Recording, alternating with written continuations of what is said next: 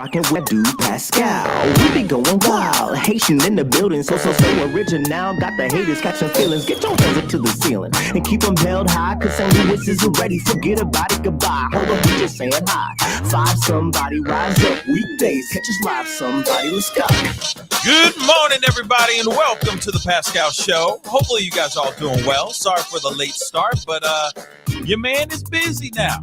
Busier than ever. But I do appreciate all y'all for coming in, starting to file in, and be a part of the conversation today. There's a lot to talk about. I'm not here for a very long time, but we're here for an edutainment time.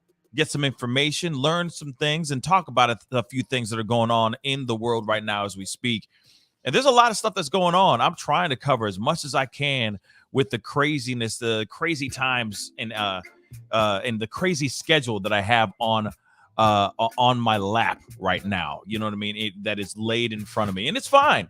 You know, I like being busy. I'm a workaholic, so I'd rather be busy than not be busy at all. You know what I'm saying? And I got some things coming around the corner that is very important that I'm getting prepared for. And having a lot of meetings and a lot of things to take care of. You know what I'm saying? So, long story short, your man's busy. But I appreciate you guys being so flexible with me and not, giving me hell for being on later than usual today. But hey, these are the breaks, and this is just how it is, right? But anyway, guys, we gotta get into some stories because we don't have a whole lot of time, unfortunately, today. But there's some things that I wanted to go over with you guys. There is a couple stories and a recap of another story that now has more information. Especially, there's a face and a name to a specific death that we all have been scratching our heads and trying to figure out what the hell's going on that one. So, like I said, we got a lot of things to go through. But before we get going into our stories, into our stories of the day, be sure to hit that like button. Do not forget to hit that like button. And for those of y'all who are just watching the show for the very first time, hi. Welcome to the Pascal Show. Please do me that favor. Destroy that subscribe button, all right? Send those subscription numbers all the way up and those like numbers all the way up. It'd be greatly appreciated. So much going on today. We got to get into it, so we got to go. But don't forget, hit that subscribe button. Anyway, well, I know that we have our first main story here that is very interesting. And, I haven't covered this at all, so I'm kind of starting from baby steps.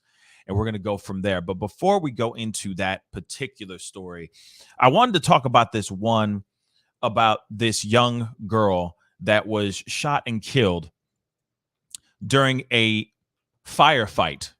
All right. During a shootout between civilians and police officers. OK, now, this is something that people have been asking me to talk about for the past couple of days. And like I said, I just haven't had the free time to sit down and do like a pop-up video and whatnot. And, obviously there's been some other stories that I've been, that have been on my list. So I wanted to get this one out and talk about this one in particular, because I think it's very important. And honestly, I really just wanted to get my perspective out there, because I think this one is it's very different. My perspective on this one. And I'll explain here in a little bit, I promise. But there was an 8-year-old girl by the name of Fanta Bility that was shot. All right. She caught a stray bullet during this firefight, during this exchange of bullets between some kids and police officers. Well, recently, 3 officers have been arrested, brought in and facing charges of manslaughter surrounding the death of this little girl.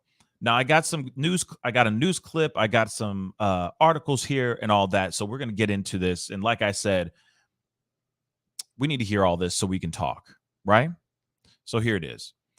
It says, the Sharon Hill officers have been charged with killing Fanta Bility, may have acted against department policy. Okay.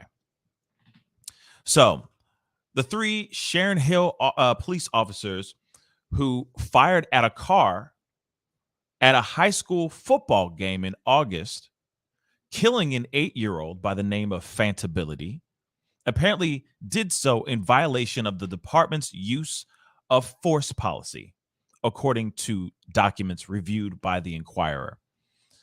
And this is which is the article that I'm reading right here. That policy, adopted in January 2016, bars officers from discharging their weapons, quote unquote, when it appears likely that an innocent person may be injured. I just want to make sure that's abundantly clear. When it appears likely that an innocent person may be injured, and also prohibits them from firing at moving vehicles except in self-defense or in defense of another. Now, there's some pieces here that they're not, that I may be jumping the gun, because I'm sure that there's some people out here going, well, what the heck is going on? What's the story? What's going on here? What happened? What's going on? Well, here it is. There was a fight. There was a shooting that broke out at an actual football game, a high school football game, between, from my understanding, 2 men, 2 boys. Next thing you know, the cops got involved and started shooting. Now, what's very interesting is that when they were pointing the blame on somebody, they were actually pointing the blame at the 2 boys. Now, which we are going to get into. We are going to talk about this, right? Because, see, you have 2 boys that were shooting at each other. These cops intervened to try to save the day, to protect and serve. They shoot back. Next thing you know, you have an 8-year-old girl that's dead, and there were a couple other people that were injured as well from this firefight, okay? But instead of them actually bringing in those cops, they arrest the 2 boys first. But because of the court of public opinion, because of the power of the public voice, people were speaking out saying this is not just. They were looking for justice for the death of this child, only to find out that it looks like things were pointing more towards the cops with these bullets. Okay. So I want to make that abundantly clear. So at first, they blamed these 2 black boys for the shooting. This information is important because I have my own unique opinion about this situation, right? And then you had the cops shooting at them. Obviously, they found out that the forensics bullets, whatever, that it was the police bullets, not the 2 boys that were shooting. It's very interesting. So these 3 officers, okay, have been brought in, which we're going to get in here. Such prohibitions, all right, are common among police departments. Philadelphia's policy is almost identical. The policing experts say they afford important protections to bystanders and others during chaotic situations such as shootings. So these 3 officers, Devin Smith, Sean Dolan, and Brian Devaney, were charged Tuesday, just a couple days ago, with manslaughter, involuntary manslaughter, and 10 counts of reckless endangerment for shooting at a car after hearing gunfire as a crowd of people left the game at Academy Park High School. The officer's gunfire killed Fanta, who died in her mother's arms at the scene, and injured 3 others, including her older sister, Mama Sue, if I'm correct. Pardon if I'm destroying that name. The charges came after a 3-month investigation by a grand jury. Attorneys for the officers, as well as representatives for the Fraternal Order of Police, have said the officers did nothing wrong and have vowed to defend them against the prosecution they say unfairly targets them for just doing their jobs. So it's very interesting. Now, Devaney, one of the officers, he's been a member of the force for 16 years, told a colleague at the scene that he believed the occupants of the car had been firing at him and his fellow officers who were standing nearby, monitoring the crowd as they left the stadium, according to the grand jury. They were shooting at us. I heard the shots coming past us, and, the next thing I know, this car pulls up, Devaney told the Sharon Hill detective Vincent Port on the night of the shooting, the grand jury said. But the car, a Chevy Impala, driven by one of the high school's graduates, Sia Easley, was not the source of the shooting, prosecutors said. Two teens about 140 feet away from the officers had exchanged gunfire after an argument at the game, hitting a 13-year-old bystander and causing the crowd leaving the game to scatter, obviously, according to the grand jury. Of course, you hear gunshots, what's going to happen? Everyone scatters. Everyone starts to run. Chaos ensues, okay? Like I said, there's more to this. I have my opinions, so hold on. These two, Haseen Strand, 18, and Angelo A.J. Ford, 16, were initially charged with first-degree murder in Fanta's death, but have had those charges withdrawn because at first they were blamed instantly. They were blamed instantly for her death. But remember, mind you, there was bullets flying back and forth between the cops and these men and these two boys, these two teenagers. Okay? Strand pleaded guilty Tuesday to aggravated assault and gun offenses for the shooting, and Ford's case on those charges was pending. When bullets rang out, some people in the crowd ran into the street, blocking the path of the Impala, which stopped abruptly in front of the officers, the grand jury said. The officers mistakenly believed the car was involved in the shooting, the panel said, and fired 25 shots at the vehicle as it resumed moving, injuring Easley and Yasmin Mobley, who was sitting in the passenger seat. Some of the bullets flew past the vehicle and into the crowd, striking Fanta and 3 others, and nearly hitting other officers. Now, there was 2 other officers that were standing nearby, told detectives they heard the bullets whizzing or whooshing, past them, according to a grand jury president. Experts in police use of force say officers are taught to consider their surroundings, making a decision to fire and to avoid firing at a moving vehicle or into a crowd. And like I said, this is the piece that I think is most important.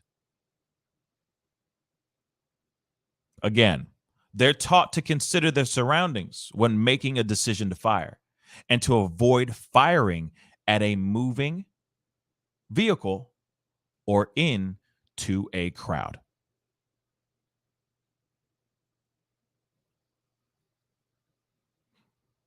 Like I said, this is a tough one for me, and I'll explain why.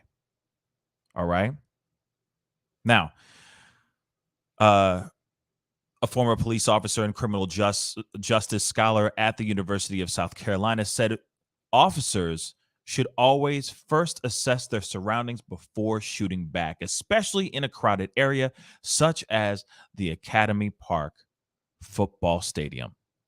Here it is. If someone is shooting at officers, they are presenting a threat of death or bodily harm. But If that person is standing in front of a crowd, that officer should not shoot back. This is from this criminal justice scholar. Even though the force is proportional, it is not appropriate, given the higher chance that someone could be shot by an officer's bullet, or an innocent life can be taken by an officer's bullet, right? So I got a news clip I'm going to show you guys here real quick because I think that's important too. And then I'm going to give you my 2 cents because, you know, I got thoughts on this, of course. There it is.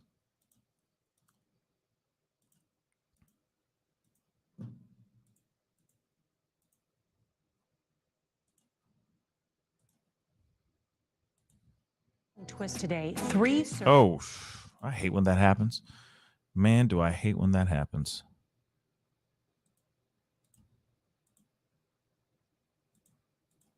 There we go.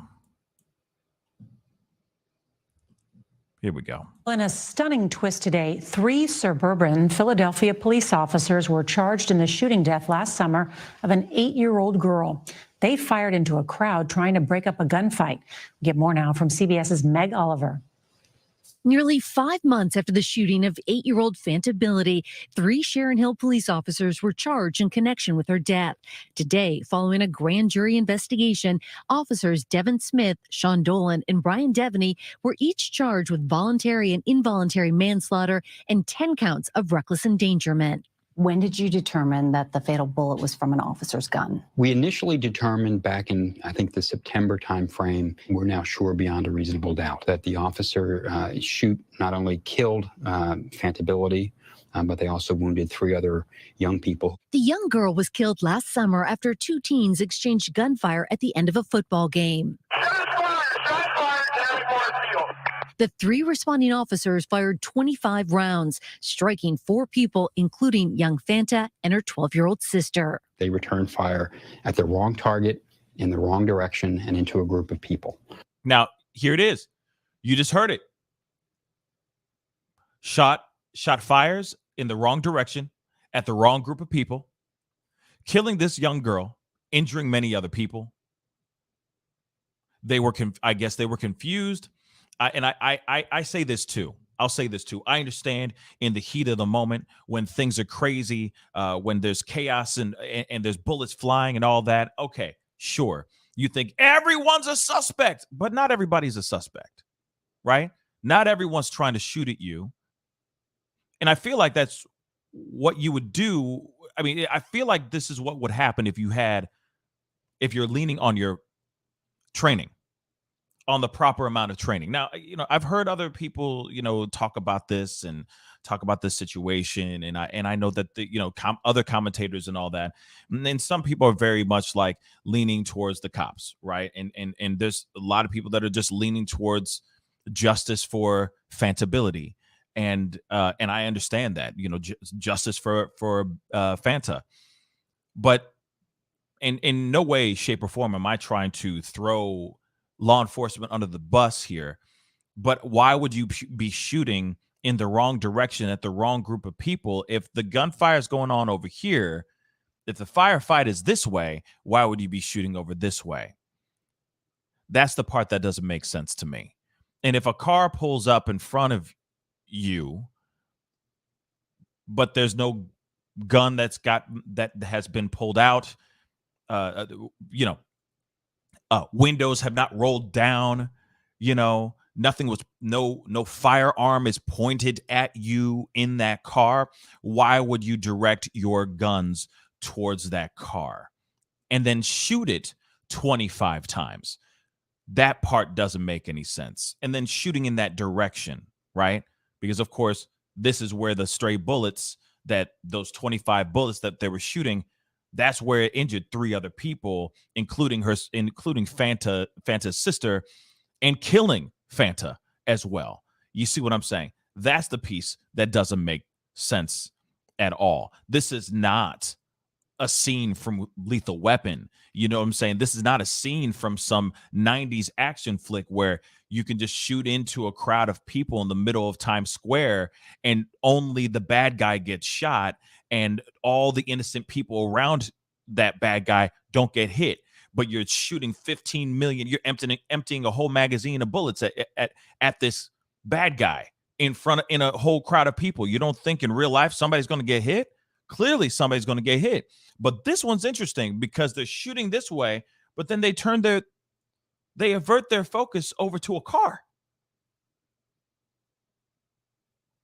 Like I said, it doesn't make sense. Now, with that piece of information here, okay, because I'm going to roll it back just a tiny bit, but with that little bit of piece of information here, it changes the idea of like, hey, the cops were doing their job, and what do you do when you're getting fired at, and so on and so forth. I get that piece. Like, I get that, like you're getting shot at. You're going to do everything you can to protect not only yourself, but the people around you and all that stuff. And you have to assess what's the right thing to do at this time.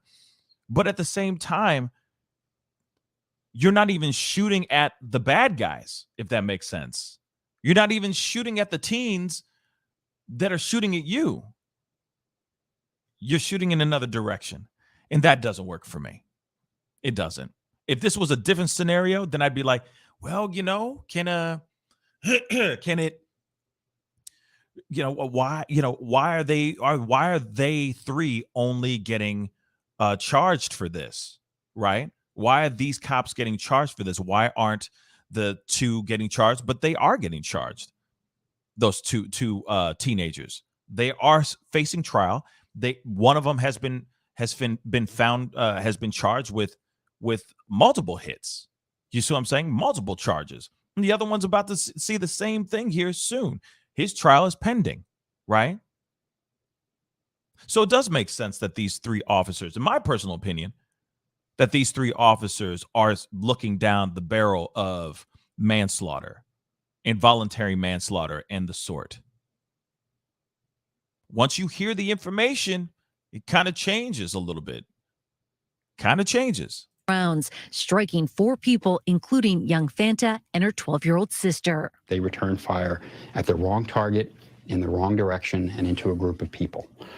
That's what they're being held accountable for. Attorney Bruce Castor represents the Bility family. This one was a bright, shining light, the kind of person that made people happy just by looking at her. And to have her gone is just a terrible, terrible tragedy.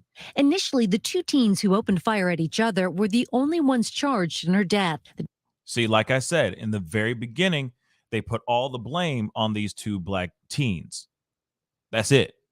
They put all the blame on them and said, look at these 2. These are the 2 that did the thing. But then when they did their research, when they dove in and did their thing, they found out it wasn't them. That those bullets were not them. Those bullets actually were the cops. That says a lot. The district attorney now withdrawing those charges. What we're trying to do here is hold everyone accountable for their actions that night. Facts. And also to make sure that we can, as a community, at the end of this, begin to heal. The officers' attorneys released a joint statement today maintaining their innocence, saying they rushed to the sound of gunshots to protect the community. Okay. And I get that piece. They ran towards the fire to try to save the day. I get that. I'm with that 110 freaking %. Yes, you go save the day. You do exactly what you are supposed to be doing, what you are trained to do, which is to run towards the fire as everyone's running away from the fire. You protect and serve, but you have to be a surgeon with that ish, y'all. With that weapon that you got on your holster, like on your hip. You have to be a surgeon with that ish, y'all. You have to know exactly when to pull that gun out and when not to pull that gun out. And if you see a crowd of people running,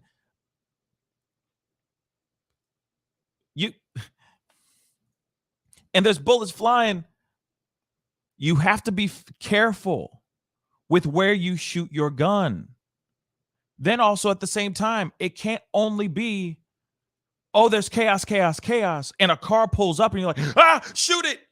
It doesn't make sense. Shoot in the direction of where the car is. There are bad guys in there. But these guys are still shooting over here. You have to be smart and keep your head on a swivel. Now, and here's the other thing too. And you know, I'm going to say this. I'm just going to say this out loud, and I'm not trying to give anybody the benefit of the doubt. I'm not trying to be anything like this, but here it is. I understand the chaos. I understand what they're going through. God knows if they've been a part of the armed forces, if they have PTSD, anything of that sort, serious anxiety. I'm just throwing those pieces in. And I understand there's adrenaline, also anxiety, just natural anxiety that's going to be pumping through your body as you are running towards something where you may not walk back out alive. So I understand the fear and the stresses of dealing with something like that. But though, there's something about this that's just not working fully for me. The firefight's over this way. People are shooting you over here. There are many, many innocent people trying to find cover, trying to run away from the actual situation. And you decide to shoot in the crowd of people that are trying to run away. You decide to shoot into a vehicle. You just decide to shoot into a vehicle that poses no threat, that is just trying to get the hell away. Just like the hundreds of other people that were trying to run away during this firefight. I know that there's a lot of other pieces that you can look at, other factors and all that. And like I said, I'm not a cop. I've never been in law enforcement ever in my life. Ever. But when you look at this, it just seems like there could have been a better alternative, a better route than to be shooting in the wrong direction at a vehicle and at a crowd of people. Like I said, you know, when I first read this article, when I first heard about this story, of course, I was like, yes, we need to have justice for this little girl and justice for the other people that were injured. But the fact that this little girl, this 8-year-old girl, is no longer here is devastating, right? But there's also that piece where it's like, when you hear the part of these guys just aimed their gun at a moving vehicle and just started firing, and that vehicle never showed or posed any type of threat. That's the weird part. The other part of it too is, I'm just going to throw this piece back up again because I think this is an important piece. This is the other piece that just sends me. Okay? This piece right here. Now, in January 2016, they said they were barring officers from firing their weapons into vehicles when it appears likely that an innocent person may be injured. They said, do not discharge your weapon into a moving vehicle when it appears likely that an innocent person may be injured. They were in an entire parking lot, let's just say, filled with innocent people trying to find refuge, trying to find safety, trying to dodge from flying bullets, possibly.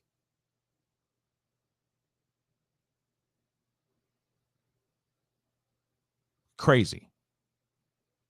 It's absolutely crazy. Like I said, that's the piece that doesn't make sense to me.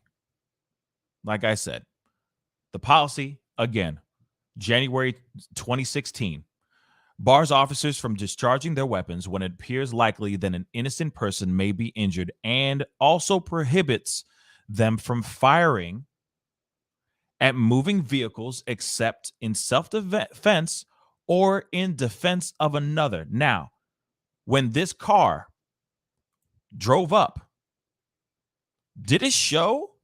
Did it pull out a weapon? Did it show that it was going to hurt them?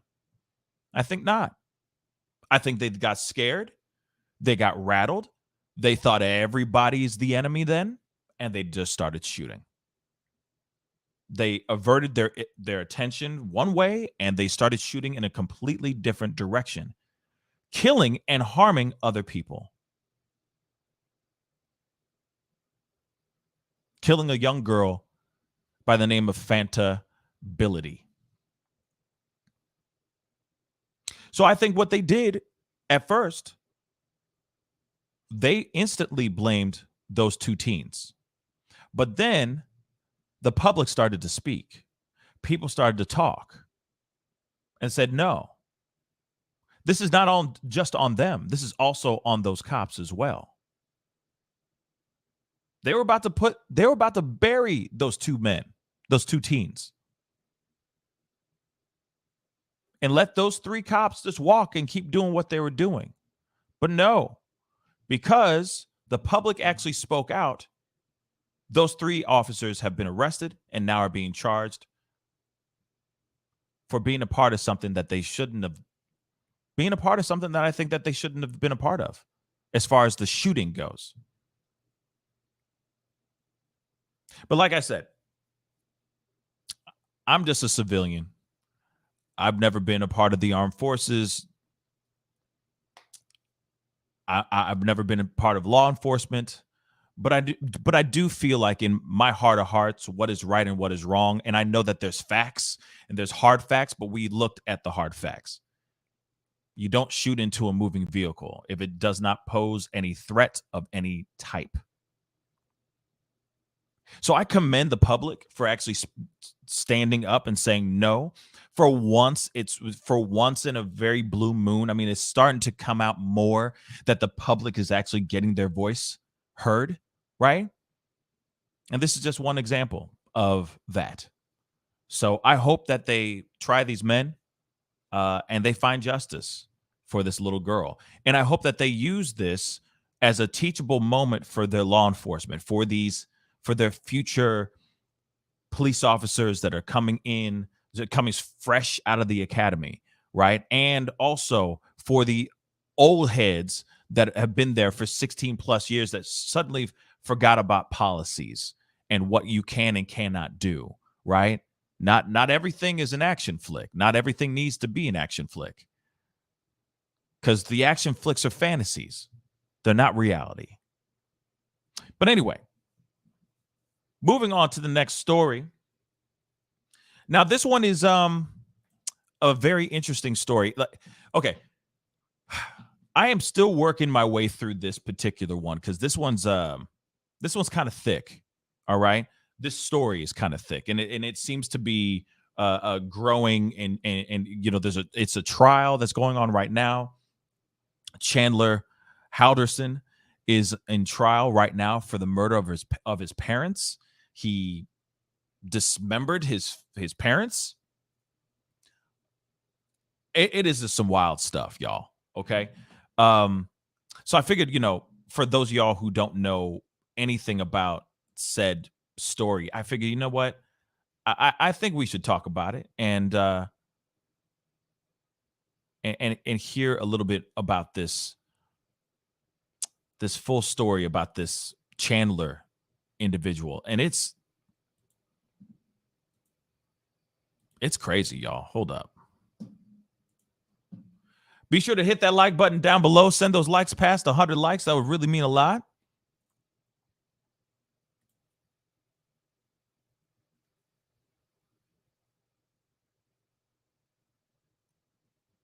What?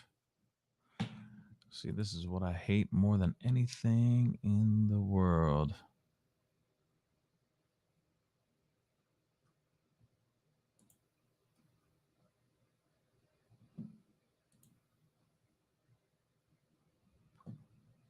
I hate when that happens. Son of a gun. Let's see what this. Okay. All right. So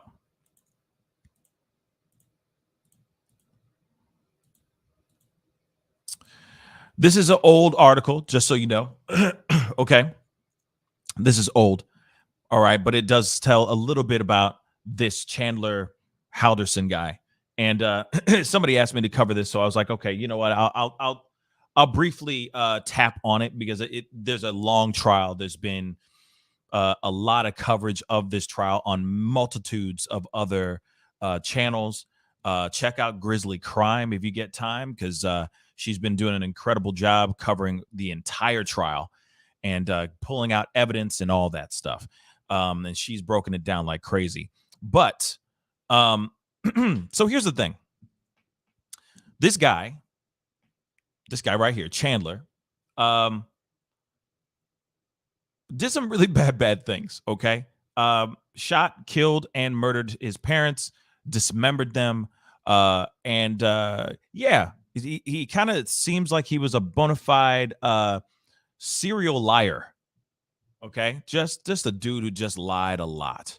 And there's a reason why this whole thing unfolded, why this murder, this double homicide happened. And it was because he was caught in a lie, which is very interesting. So we're going to talk about this really, really quick. Like I said, it's very, very thick. And when I have more time, I will cover more of this particular trial or this particular murder if you guys are interested in it. But it is nuts. Okay.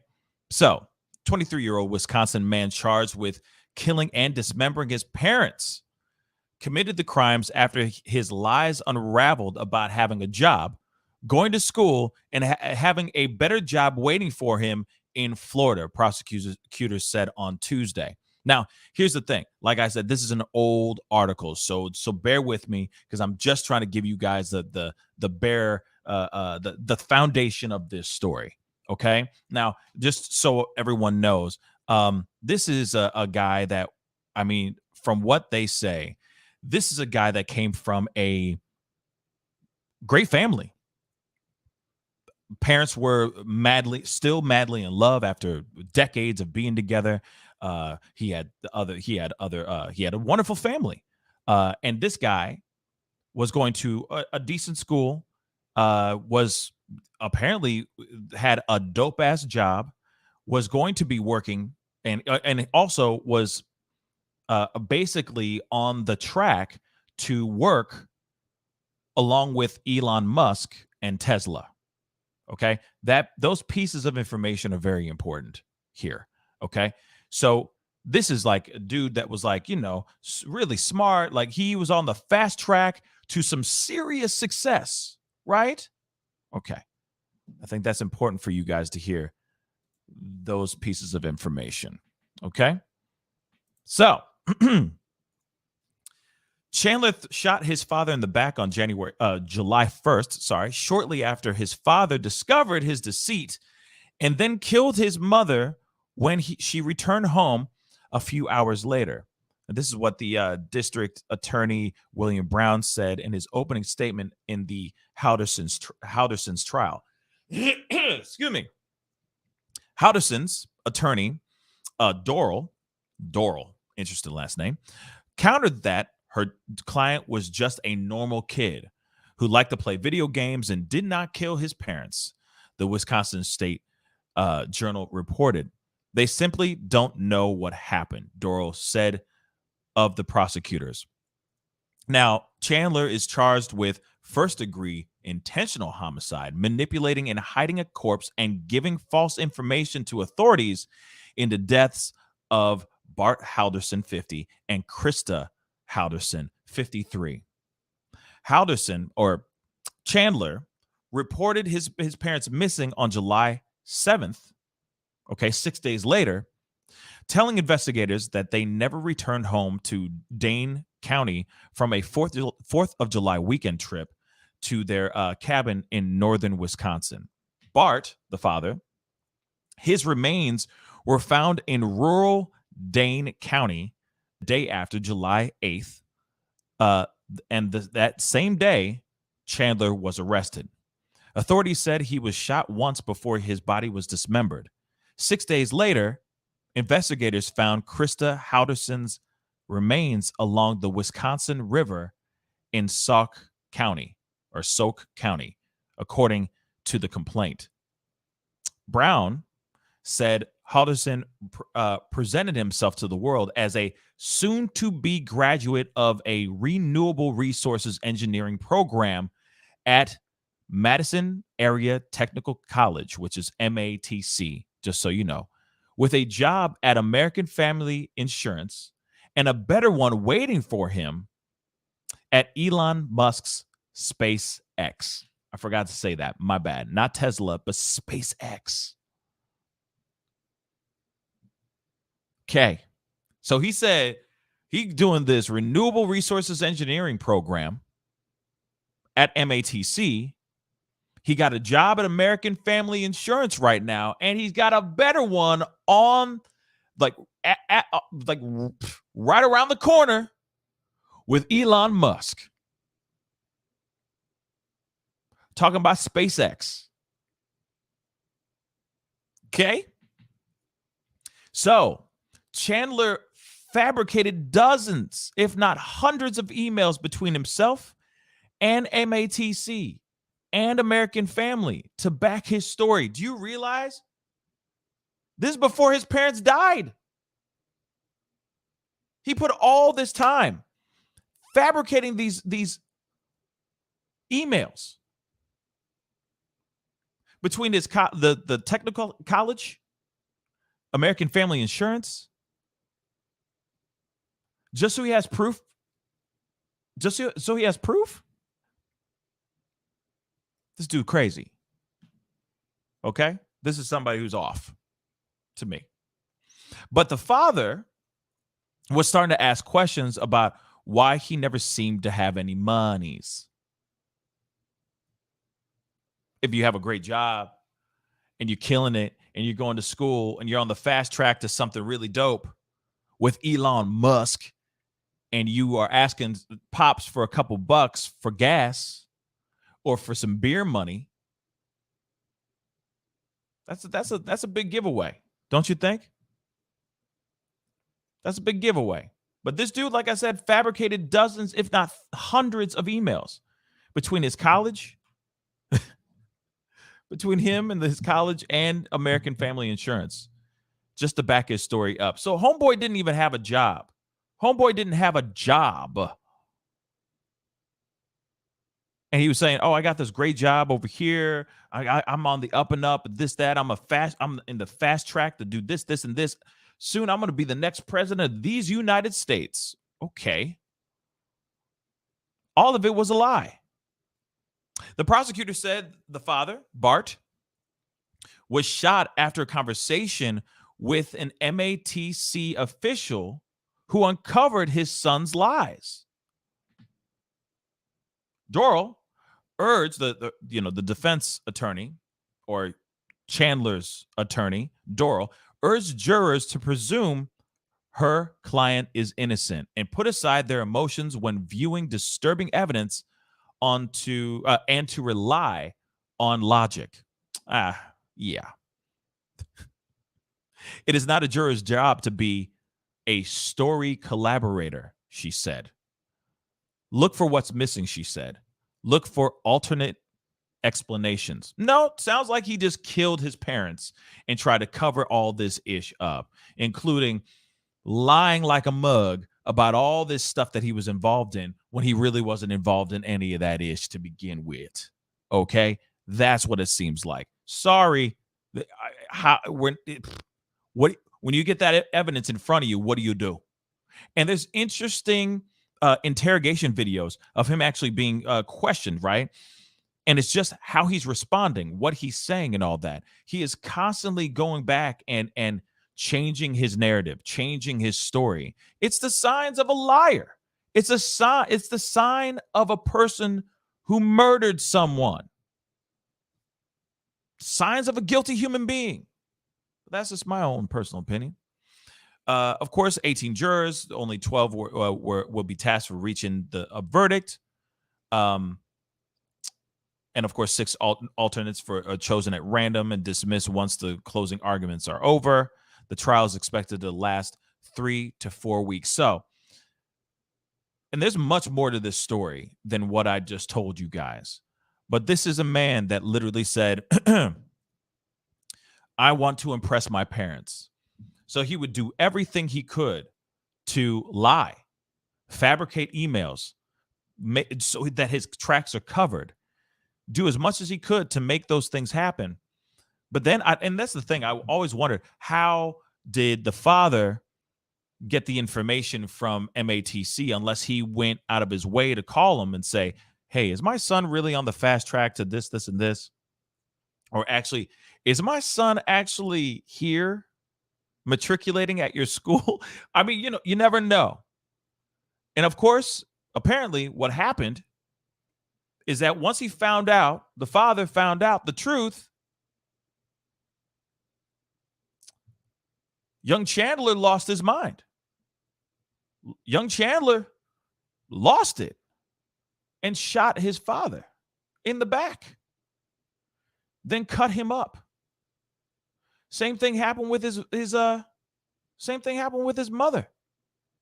Mother came home, and I guess because he couldn't face the fact that, well, obviously he just killed the father, but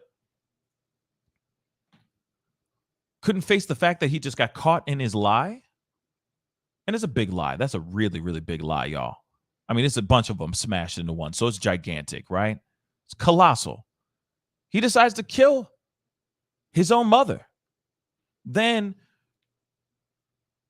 cuts them up and tries to spread them all over the place.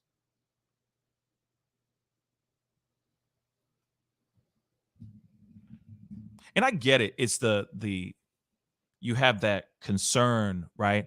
There's that feeling of wanting to do right by your parents, that approval by your parents, the good job, son, that approval. We all look for that as kids from our parents. We all look for that one moment when our father or our mother turns to you and says, I'm proud of you, son. Or I'm proud of you, honey. Whatever it is. We all look for that approval, right? And we all want success. But to go to great lengths for this, to fabricate dozens, if not hundreds of emails between you and a job that you don't have and a school that you like, it's just,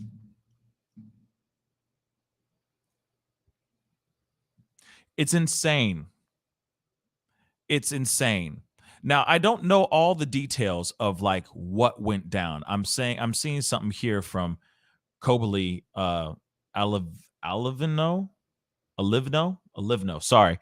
Kobali Alivno said he put their heads in the fireplace. Now, if that is true, because that's the part. Like, I have not gotten a chance to really dive into this. And from my understanding, they're starting to get closer to closing this thing up and going into jury deliberation here soon. I mean, this dude is going to walk out guilty. I mean, he's walking straight out of that trial into a prison, and he's going to be there forever. But it's just wild to me that this story, what this is going on, right? And yeah, Nisa, the closing arguments are happening right now, so they're almost there, where they're going to be going into jury deliberation. So I am going to go into more detail. I'm going to look at this more because it's such a wild story.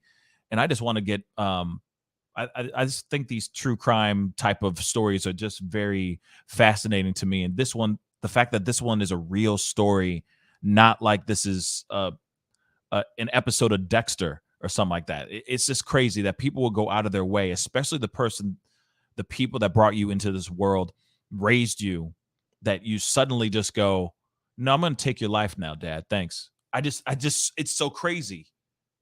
I can't, for me, I just can't wrap my mind around that. That is just so absolutely insane. But yeah, I'm going to look into it a little bit more so I have more details about, especially with what he did with the bodies, because that's the part that is just crazy. And he must have watched way too many movies, right? Because, you know, they all say like, hey, the only way they can really identify the body is if they from the head and the hands and maybe the feet or something like that. I don't know what it is, but anyway, the fact that he was throwing his head, throwing the person, his parents' heads into the fireplace is just wild. It's just wild to me, man. You know, Latif said Dexter was never this sloppy, Pascal. Well, here's the thing. I'm not saying Dexter. I'm saying he probably would have been on Dexter's little one of Dexter's victims. You know what I mean? Or one of Dexter's prospects. Let's just say that. You know what I mean? But yeah, this story is just wild to me.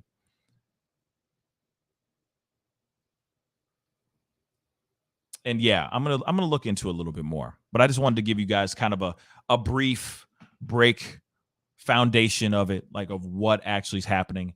It is and a lot of people are tuning in to see what is going to happen with the verdict and all that. So I'll probably look into it a little bit more, and then have more of a a true crime story live or something like that with you guys to talk about that piece, because it's crazy. It's a nutty story. But we got to go into this next piece. Like I said, I got like, two more stories.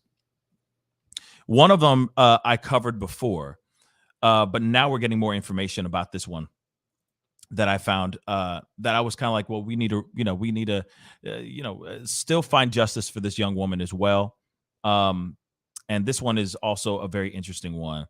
I don't know if you guys remember about Lauren Smith Fields.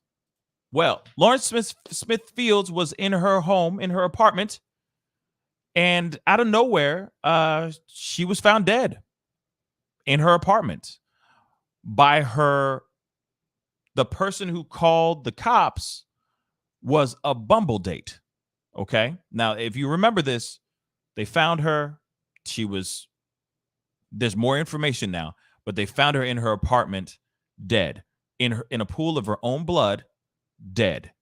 And the person who called the cops saying, hey, this is what happened, was a white man that she was on a date with, that I guess stayed the night or something like that. But they've met each other on Bumble. Okay. So there's more information. And the funny thing is that what is going on with this whole thing is that, oh boy, the white man, I hate to say it like this, but the white man, the man that called the police was white. They didn't even give the identification of this man. They never ID'd this man. The cops actually said, oh no, he's cool. He seems like a nice guy. So they let him go, right? He wasn't a suspect. He didn't turn into a person of interest. They just said, oh, he just seems like a really nice guy. So therefore, let him go. It's all good, right? Parents sit there and go, we feel like there is foul play, and how dare these cops just let this dude go? Okay. Now, on top of that, apparently the detectives and the people that were investigating on this particular story have been extremely rude to the family, who are sitting here going, why haven't you put out the identification of the man that was in the room? Why aren't you giving us information on any information you may know? What the F is going on here? The parents and the family believes that there is foul play. The father even said in an interview, just a quick recap, he said, my kid did not do drugs. So this is wrong. This situation is strange to me. Now, as you see her in the videos and all that stuff, she's got her IG. She's a gorgeous, gorgeous black woman. Beautiful as hell, right? you could see that she was trying to get her career, like a little career in Instagram modeling and all that stuff. Okay. Now, you never know what your parents, you might present yourself as a Bible thumping, only drinks Perrier, good Christian girl, right? Good holier than thou child, right? But then behind closed doors, you might be out here in these streets. You never know. But the parents are saying without a shadow of a doubt, she did not do any drugs. And the fact that this man, whether he was white or black, it doesn't matter. The fact that he was let go is the problem. But the fact that he was in the room where she died and they didn't even sit here and go, hey, what's going on, man? What's up with it? So why aren't you IDing this man? He knows things. Why aren't you bringing him in? The fact that didn't even happen, sus as hell. So we got some new information, which I think is a step in the right direction, in my personal opinion. All right. They have finally ID'd this man. The man that was in the room, I guess, laying in the same bed with her, laying right next to her as she died. So we're going to get into this. Pictured. Okay. He's a design engineer, 37-year-old man, who was the Bumble date, okay, of the 23-year-old woman, by the way, Lauren Smith Fields, died in her blood-stained bed next to him after a night of drinking. Her family sue cops for mishandling investigation and not pursuing because he's white. Now, his name is, let me get a photo of him really quick. Right here, Matthew LaFountain. This is the dude that was in the room, sleeping in the same bed with her, that woke up, allegedly woke up to her in a pool of her own blood, dead. After a night of drinking? Okay, let's go into this story. Like I said, he's a nice guy. And they let him go. Mr. Nice Guy. Yes, Mr. Nice Guy. Apparently, this is what Mr. Nice Guys look like. Brian Laundrie, just thicker. I'm sorry. I'll stop. Okay. The older white man who said he found his 23-year-old Bumble date dead on her blood-stained sheets after a night of drinking has been revealed as 37-year-old design engineer who she had known for 3 days. So it was only new. It was a brand new relationship. Okay. So the family of Lauren Smith Fields are now suing police and calling for an independent investigation into her death. She died on December 12th. That's crazy. She died on 12/12 at her apartment, in Bridgeport, Connecticut, where she and Matthew LaFountain, the man that we are talking about, this newly ID'd older white man, okay, had spent the night drinking. Her cause of death is still unknown.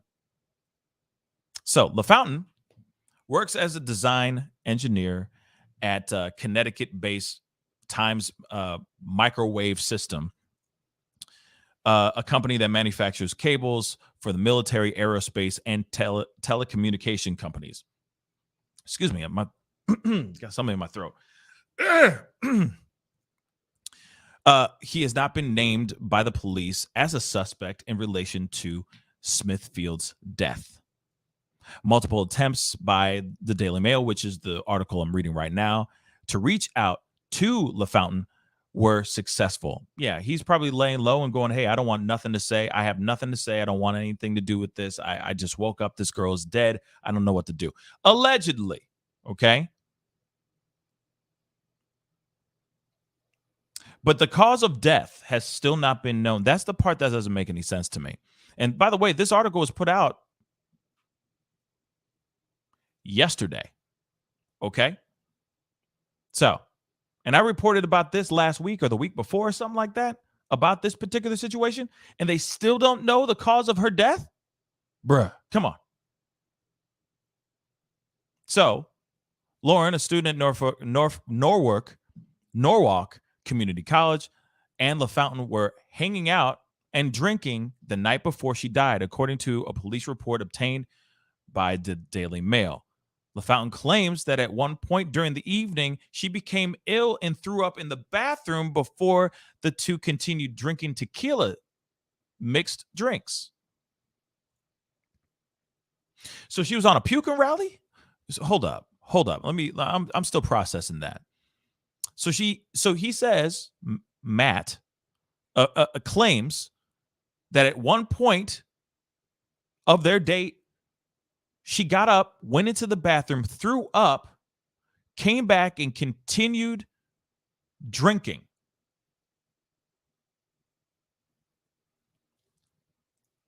Okay. So her brother, Lakeem, told the Rolling Stone that a large blood stain was found on her bed, and he claimed that several pieces of key evidence, including a used condom, lubricant, and an unidentified pill, were ignored by the cops. They still say that her cause of death has not been known yet? Yeah, Tyler Mims. Make this make sense, y'all. Make it make sense. So she went out. So see, that's the thing. She went into the bathroom. She got ill. They were drinking like margaritas, I'm assuming, or something like that. Tequila sunrises or something. They're drinking their drinks, and then she gets drunk. She gets sick. She comes back and she goes, "I'm all right. I'm okay. Maybe it was something I ate," and they continue drinking. Glorified puking rally. Okay. Then the brother says that there's several other pieces of evidence, including a used condom, lubricant. I mean, that can mean many different things, but still. And an unidentified pill. The first night we saw cups there, flip plates, and the lube. Flipped plates. I have some thoughts. We're going to continue. The cops didn't take any of the cups or test. They didn't take any of the cups to test the liquor. Jeter said, Lakeem, her brother. There was a big stain of blood in the middle of her bed, with streaks going to the right side.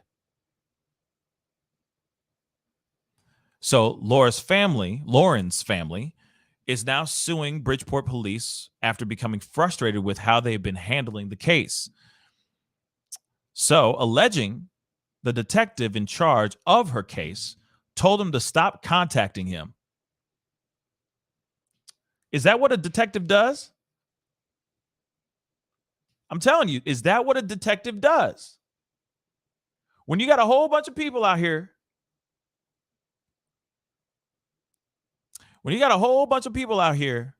that love her, that are trying to understand what the hell's going on, these people are sitting here going, this dude, this detective, man or woman, it doesn't, or him, sorry.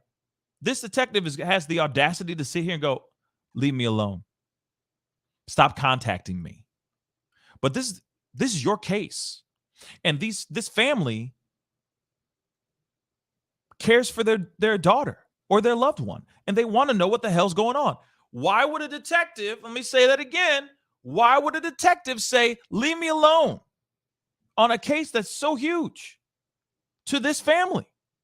And obviously, even to me now, right? And any other person that's covering this story.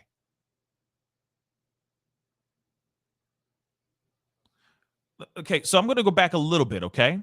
He says the first night we saw cups there, flipped plates, and the lube. Okay, so I have theories. Maybe they were snorting some pills.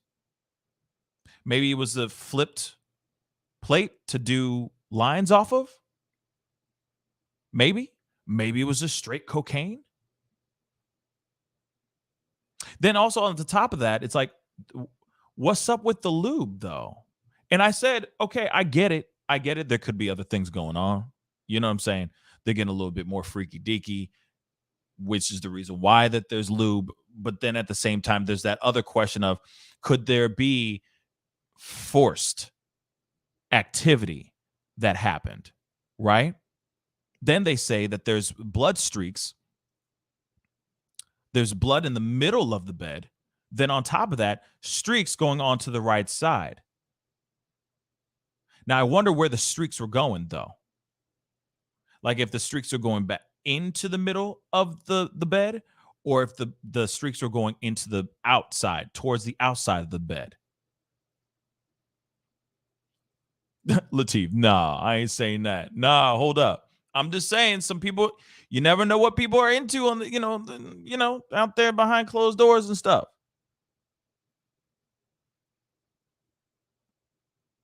But that doesn't make any sense, right? That part doesn't make any sense. Pascal's the likable black male version of Nancy Grace. I hate you, Marquez. I'm done. But it makes you wonder what was going on here. You got to flip plates. You got all this stuff that's going on. You got the lube. You got all this other stuff. Now, why didn't they look into that stuff? Why didn't they check the plates for residue? Maybe there's pills that they were snorting. Maybe he was snorting pills and said, or snorting lines or something like that. And he's like, hey, have a bump or whatever. And then next thing you know, she has a bad reaction. The other question is, where was the blood coming from? Where's this blood? Where did this blood come from? Mouth, nose, where did it come from? And they overlooked all that stuff. They just said, hey, nah, this is just a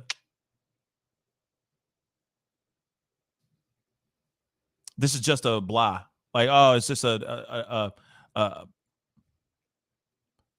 it's just a open and closed case. She just OD'd. It is what it is.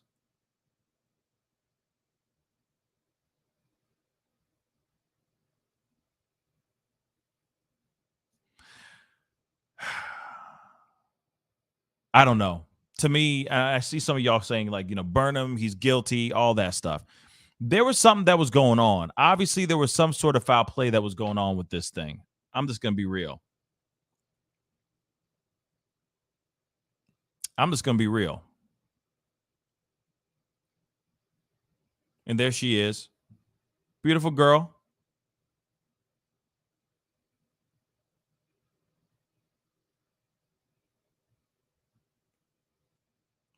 And now she's no longer here. And the family just wants justice. They just want answers, and they don't know anything that's going on. Sarah AP, you ain't wrong. They don't like paperwork. I understand that piece. So it's just like, hey, it's open and shut. What's done is done. But here's the thing, though. They were protecting this man for some reason. His name was not out here. He was never identified. They just said an older white male. And in my head, I was thinking he was at least 30 more years older. I'm thinking old. You know what I'm saying?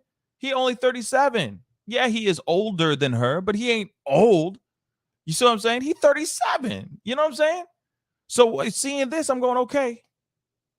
Why is he not a person of interest? Why are they not bringing this dude in? Why are they not bringing this dude in? And really interrogating this guy. Then, also on top of that, one last thing. I'm going to repeat this again. Her cause of death is still unknown. How does that work? Why do they not know what her cause of death is? What was in her system? What was going on here? Damn right that family's going to sue the hell out of out of that police department.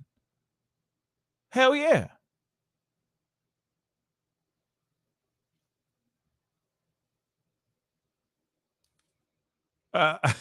Zozo Bob, he looks like he should be on 90 Day Fiance.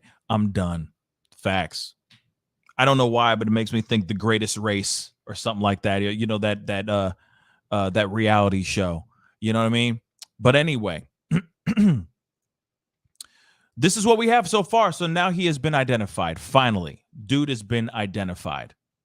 And I hope that this, by telling this story, talking about it, and bringing this to light a little bit more, hopefully we can get justice for this young woman. Because like I said, the police don't, so far it shows that they don't give a damn. You got a detective that's sitting here telling the family to leave him alone, stop contacting him. That is just really, really sad. And shouldn't be happening, period. And yeah, I don't know. Today is a true crime day for some weird reason, but it really is today. Okay? It really is. You know what I'm saying? But, or the Amazing Race. That's what I meant. Thank you, Regan. Or Reagan. But yeah, hopefully we can get justice for this girl and we'll find out what's going on here, because that's just messed up as well. So I got one more story and then I got to run. Oh, well, you know what? I do have one thing I wanted to say, and I think this is really, really cool. Real quick, this will be a quick story. This won't take very long. But you know that there was that huge fire that happened in the Bronx, right? Killing many, many people. A lot of people are injured and all of that. Well, here's what I thought was very, very cool and very dope for today. Cardi B, or she said this yesterday, but Cardi B said she will be covering all funeral expenses for the Bronx fire victims. I just wanted to say that because I think this is some positivity. I'm kind of impressed by Cardi. She seems like she heard about this whole thing and she went out of her way to do something really, really dope, because, there's a lot of people out here that are just struggling. And to lose so many people in that one fire is just devastating. And the fact that she is going out of her way to say, hey, you know what? Let me step up and help out. I think it's dope as hell. I think that's really, really dope as hell. So according to a recent article from TMZ, Bronx native Cardi B is stepping up to the plate to assist those who were affected by the fatal fire that ripped through a Bronx apartment building that killed 17 people. The rapper pledged to pay for the funeral services of those who succumbed to the deadly blaze. So the mayor, of course, had to step up and say, we are grateful for Cardi B, a real superstar on and off the mic, for granting some critical financial relief to families and to families of the victims. The city will forever be thankful to her and also to the grassroots donors and corporate partners who have been able to offer immediate support for our neighbors in need and to reestablish themselves during this difficult time. And of course, she says about her contribution, I cannot begin to imagine the pain and anguish that the families of the victims are experiencing. But I hope that that not having to worry about the cost associated with buying their loved ones will help. Buying their loved ones will help as they move forward and heal. So yeah, of course, we already knew that this was a huge fire that, just like I said, like it says in the article, took 17 people's lives, and it was a vast span of ages, and it was devastating. And the fact that she's stepping up and saying, "Hey, this is where I grew up. This is my city. This is my town. This is where I came from. Let me step forward and let me help out." Is really amazing. And I'll say this too: she definitely got the monies. She got the monies for it. She can definitely afford it. So I give her mad props for stepping up and being dope and having a heart. Most definitely having a heart. So shout out to Cardi B. She's dope for doing that. She's dope for doing that. Okay. Yeah.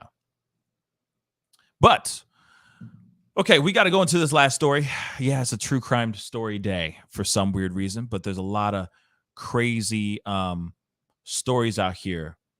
And this one is terrible because it makes me think of the Kylan Schulte, Crystal Turner case that we've been covering quite a bit over here. Now there's a story. Sorry, one second, guys. There's a story that just came out last night that is just so sad. And I wanted to show you guys a little bit of this story. Sorry, one second, guys. There we go. Okay. Now, there is a story of two women, a married couple, all right, that were found murdered, actually found dead, dismembered in 17 bags in Mexico. So yeah, we gotta look at this. This is just nuts.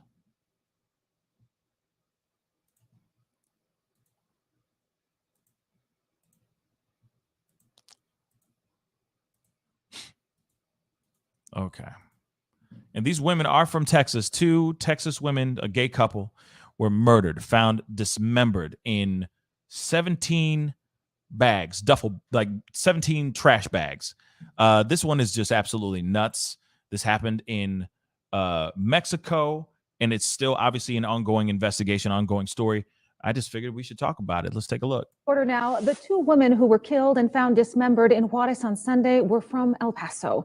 This, according to El Diario de El Paso. The victims were identified as Jalissa Ramirez and Nohemi Martinez. Juarez police say their bodies were found severed inside plastic bags. This, as police in Juarez are also investigating two more murders tonight. Investigators say the victims were also women. One of them was found dead inside of a black plastic bag. The other woman was taken to a hospital where she later died. Detectives say both victims were shot multiple times. Police say so far this month, 11 women have been killed in Juarez. Okay, so some serious things are going on in Juarez, Mexico, including murders of these women. And so these two women, married gay couple, were visiting Mexico from Texas, were found tortured, shot, and dismembered in trash bags 17 miles apart in Mexico. Now, I just keep wondering what makes somebody go and act, like it's the same thing like the start of this the title right here with Chandler Halderson. It's like what makes somebody want to dismember a human body, put them in trash bags, and then try to, you see what I'm saying? Do the Dexter, except not throw them into the ocean. Throw them all the way out here in the middle of these streets, in these wilderness streets. It's insane. So, a lesbian couple from Texas was tortured, shot dead before their bodies were dismembered and left in two garbage bags on the streets in the Mexican border town of Ciudad Juarez. Hopefully, I'm saying that correct. That will be the last time I say that town. But anyway, the women were identified as Nohemi Medina Martinez and Yoliza Ramirez, both 28 of El Paso, according to the Chihuahua State Office of the Attorney General.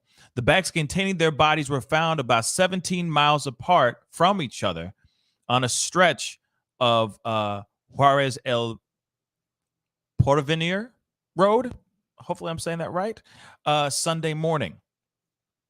One of the bodies was in another neighborhood, and the other one was found at the entrance of a specific village. I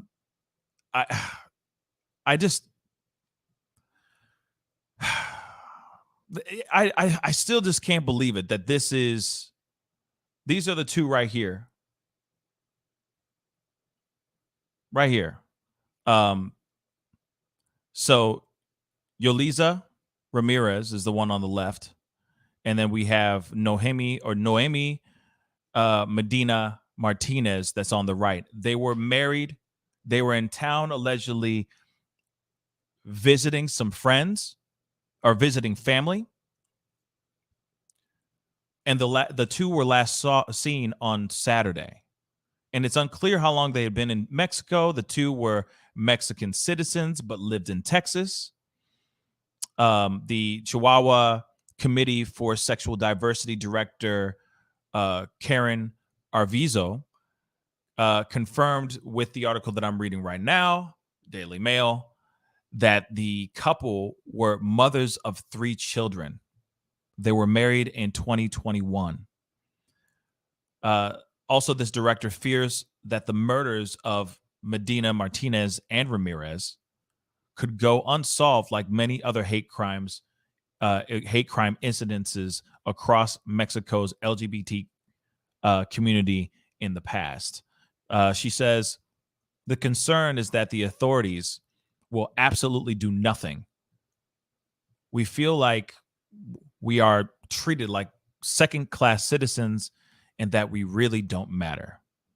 On Monday, the authorities of Ciudad Juarez found the bodies of two other women at an intersection, and they also had been tortured and shot. They have yet to be identified. One of the victims was declared dead at the scene, like the report said on the news clip. The other one died at the hospital from a gunshot wound. But see, I just I don't know what's going on. I mean, I understand like Mexico is crazy out here. You know, Mexico is dangerous. That's why I always hear those stories of like, hey, if you're going to go there, if you're going to go to Cabo or if you're going to go to certain, areas, enjoy it, but don't leave the resort, because once you walk outside that resort, it gets crazy. I've heard things like this, but it's still nuts that these things are happening, right? It's like the Wild Wild West out there, right? And it says here it's unknown if the 4 murders are connected. I'm thinking they might be. I'm thinking that they might be. But you got these 2 women married, in love, sharing 3 children between them, married in 2021, found in in garbage bags, dismembered, and discarded on the side of a street. In garbage bags, y'all. And for what reason? It makes you wonder what was going on. Now, of course, there's also stuff like drug cartel, for sure. There's also ST, Rex, Mafficking. I can't really say the word, but you see what I'm saying.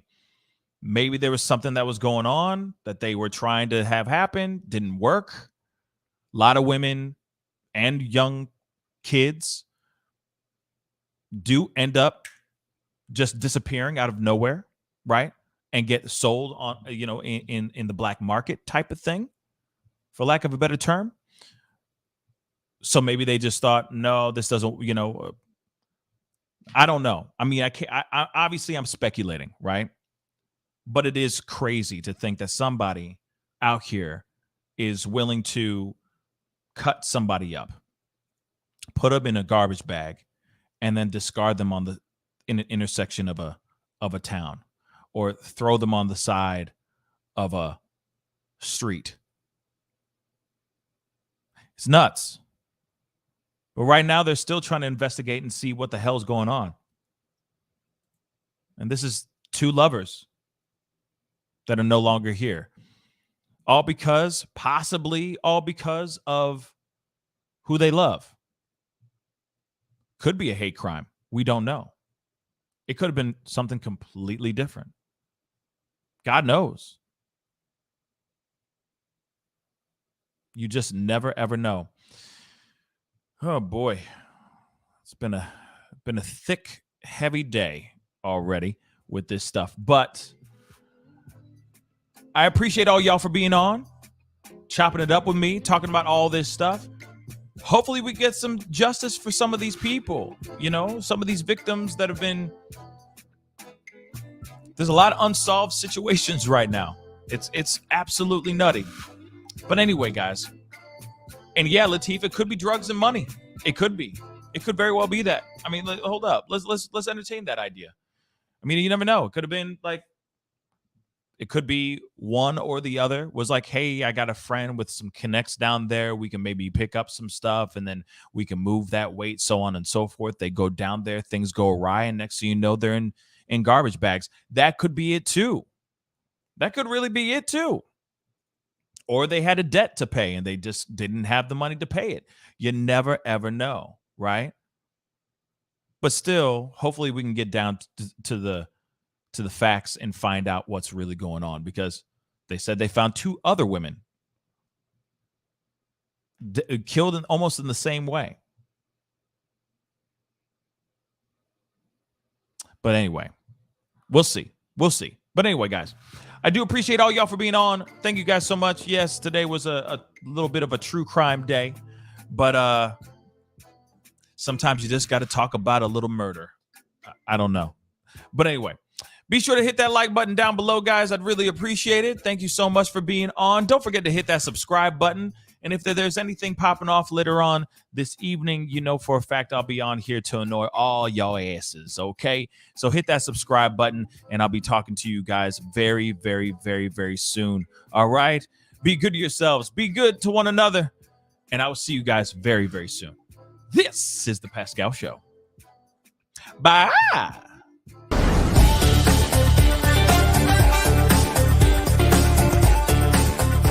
You're going to perform tonight. I can't make this interview boring because this man is too exciting as a host. And I'm truly saying this, and if y'all can't do this, me and this man here is going to leave and go somewhere else where we can get some love. I want everyone in the building to say, I love Pascal on the count of 3. 1, 2, 3. Wow.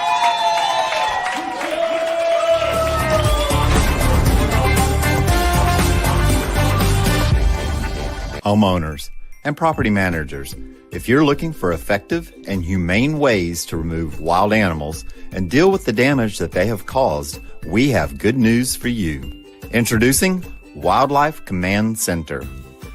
We are the only wildlife company that checks 70 different areas on a structure to determine the answers to the following questions. For more information, call us now.